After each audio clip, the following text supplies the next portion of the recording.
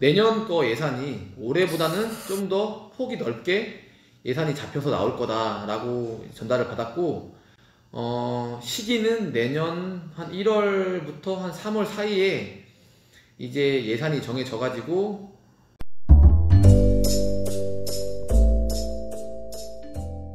안녕하십니까, 직트럭 앵여성 과장입니다. 오늘은 제가 여러분들한테 전기차에 관련된 내용을 조금 전달해 보려고 합니다. 1톤 전기차가 작년 말부터 이제 출고가 돼서 나오기 시작했죠. 그러다 보니까 올해 초에 되게 많은 분들이 전기차에 대해서 구매를 희망을 하셨는데, 나라에서 영업용 번호판을 무료로 배포해 준다라는 얘기를 들으시고, 물론 번호판을 공짜로 주니까 되게 좋은 점인데, 단점으로는 그 대수가 한정적이라는 거죠. 대수가 한정적이기도 하고, 나라에서 지원해주는 지원 금액이 이제 정해져 있는데, 전기차 출고 가격은 1톤 기준으로 했을 때는 최저 금액이 대략 4,050만원 정도 하는 걸로 제가 알고 있는데, 지자체하고 나라에서 지원해주는 금액 합쳐서 평균적으로 2,700만원 정도 전후합니다. 그거는 지원 금액은 지자체마다 조금씩 차이는 있는데, 지원도 해주면서 이제 나라에서 영업용 번호판을 무료 이제 배포를 한다고 하니까 많은 분들이 전기차를 사려고 이제 모여들었는데, 아무래도 전기차에 대한 예산이 한정적이다 보니까 뭐 1000명이 모였으면 100명 정도한테밖에 그거를 실제로 적용을 못 시키는 상황이 생기는 거죠. 이제 그래서 어떤 상황이 벌어졌냐면, 물론 올해 초에 코로나가 터지고 이제 전체적인 경기가 다 안 좋아지면서 화물 일을 하시는 분들도 어려워지면서 너도 나도 이제 넘버를 팔기 시작을 했어요. 그러다 보니까 넘버 금액이 지금보다 조금 많이 떨어지는 상태가 됐었는데, 대략 그때 당시에 2100에서 2150 이 정도 왔다 갔다 할 시기였는데, 구매하시는 분들이 있어야만 금액이 계속 유지가 되는데, 갑자기 파는 분들이 많아지면서 전기차 쪽으로 이제 구매하려는 분들이 쏠리다 보니까 일정 시간 동안 넘버가 많이 하락을 했었죠. 하락을 하다가 이제 다시 전기차를 바로 살 수 없다라는 거를 이제 아시고들 어쩔 수 없이 다시 이제 일반 화물 개인 넘버로 넘어오기 시작했는데, 지금은 넘버가 많이 부족해서 넘버 금액이 조금씩 오르고 있는 다시 시기이기도 하고, 내가 지금 넘버를 구하고 싶어도 바로 구할 수가 없는 이제 실정이 돼가고 있는 지금 현실인데, 지금 저도 거의 뭐 한 10분, 뭐 12분 이 정도 분들이 90% 이상이 신차를 구매하신다고 하셔가지고 넘버를 구해달라 이렇게 연락이 오셨는데, 제가 넘버를 못 구해드리고 있어요 지금. 그리고 이제 전기차를 구매를 해서 영업용 넘버를 달더라도 일반 우리가 흔히 가지고 있는 개인 영업용 양도양수 넘버랑은 틀리다고 생각하시면 됩니다. 전기차를 구매해가지고 발급받는 넘버는 양도가 안 된다는 점은 여러분들이 참고하시면 좋을 것 같고요.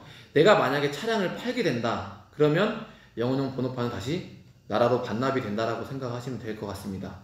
그리고 영업용 번호판을 이제 지원받아가지고 구매를 하면 무조건 2년 동안에는 운행을 하셔야 되고, 사고 파는 건 가능해요. 2년 안에 내가 다른 사람한테 양도하는 거는 가능합니다. 그 점은 여러분들이 참고해가지고 혹시라도 전기차를 구매하시는 분들은 2년 안에도 팔 수 있다는 점 참고해 주시면 될 것 같고요. 전기차를 이제 앞으로는 어떻게 되는지 저도 궁금해서 저희 관할 시청에다가 문의를 해봤는데, 올해 거는 다 끝났다고 제가 말씀을 드렸잖아요. 내년 거 예산이 올해보다는 좀 더 폭이 넓게 예산이 잡혀서 나올 거다라고 전달을 받았고, 시기는 내년 한 1월부터 한 3월 사이에 이제 예산이 정해져 가지고 각 지자체 이제 뭐 시청이나 군청 뭐 홈페이지에 그런 게 내용이 뜰 거니까요. 그런 것들 여러분들이 잘 찾아보셔 가지고 신청을 하시면 될 것 같고요. 전기차를 이제 신청할 때 자격 조건에 대해서 좀 제가 말씀을 드려보겠습니다. 전기차를 신청한다고 해서 뭐 자격 조건이 뭐 특별한 게 있는 건 아닌데, 제가 시청에 물어봤을 때의 내용은 일단 첫 번째는 내가 살고 있는 지역에 3개월 이상 거주를 해야 되고요. 그 기간이 넘어가야만 신청 자격 조건이 생긴다고 생각하시면 되고, 인감증명서, 그리고 뭐 신차면 신차 제작증, 뭐 이런 몇 가지 서류들이 필요하고요. 그리고 이거를 신청을 할 때에는 내가 이제 신차를 계약을 하면 신차 영업사원, 현대면 현대, 기아면 기아, 신청을 할 수 있는 신청서가 따로 있다고 합니다. 그래서 그런 신청하는 방법은 신차 영업사원한테 물어봐가지고 이제 그걸 신청을 하고, 시청이나 관할 지자체에서 이제 그 자격 조건을 확인한 다음에 승인을 내주면 지원금액이 나온다는 형식으로 보시면 될 것 같고요. 이제 다음으로 1톤 전기차 장단점에 대해서 제가 조금 간략하게 설명을 드리려고 하는데, 첫 번째로는 아무래도 디젤 차량이랑 비교를 했을 때 전기차 자체가 되게 조용하기 때문에, 뭐 트럭이라서 얼마나 조용할지 모르겠지만 일단 전기차이기 때문에 디젤 차량이랑 비교할 때는 정숙성이 정말 좋다라고 말씀드릴 수 있을 것 같고, 그리고 단거리 운행하시는 분들한테는 정말 최적의 차량이지 않을까. 뭐 한 번 충전으로 221km를 갈 수 있고, 그리고 번호판도 무료로 나눠주기 때문에 그런 점에서는 되게 좋은 것 같습니다. 제가 생각하는 장점은 뭐 대략적으로 이 두 가지일 것 같고요. 나머지는 다 단점인데, 이거는 평균적인 영업용을 운행하는 분들한테는 당연히 안 좋을 거라고 생각합니다.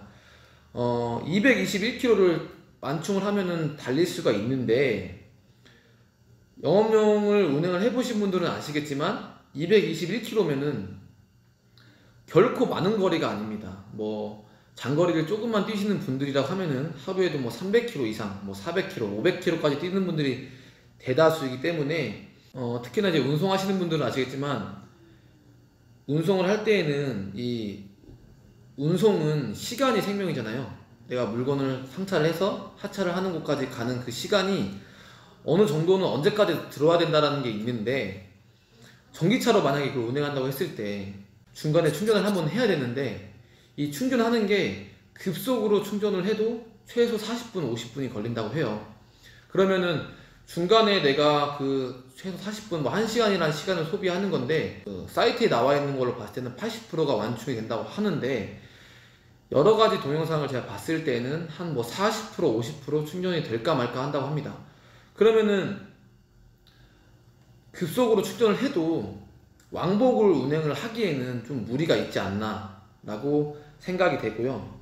일반 화물차하고 출력 면에서는 뭐 마력수로 따지진 않기 때문에 뭐 100% 딱 따질 수는 없겠지만, 일반 디젤 차량의 그런 출력이랑 비교했을 때 과연 전기차가 얼마만큼 힘을 낼 수가 있는지, 그리고 아무래도 운송을 하는 차량이기 때문에 가끔씩 뭐 조금 무거운 짐도 실을 수가 있을 텐데, 힘이 딸리면서 연비 면에서도 조금 단점이 되지 않을까 싶습니다.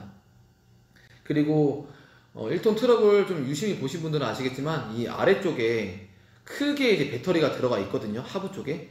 근데 그 하부 쪽에 배터리가 들어가 있는 게 좀 많이 내려와 있다 보니까 조금 시골길 같은 곳을 간다고 하면 아래가 조금 닿는 그런 위험성도 있을 것 같고, 그리고 외진 곳을 간다고 했을 때 아무래도 아직까지는 전기차 충전소가 많지는 않기 때문에 급한 상황에 조금 문제가 될 수 있지 않을까라는 생각을 합니다.